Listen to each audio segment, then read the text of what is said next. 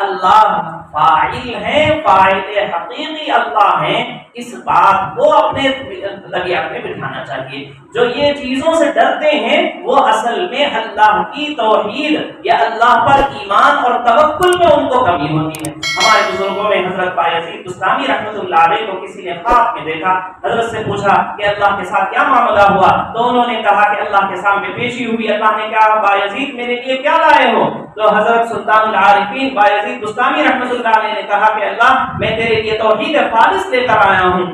اللہ تعالیٰ نے کہا کہ بایزید ایک مرتبہ رات کو پیٹ میں درد ہو رہا تھا تو تم نے کیا کہا؟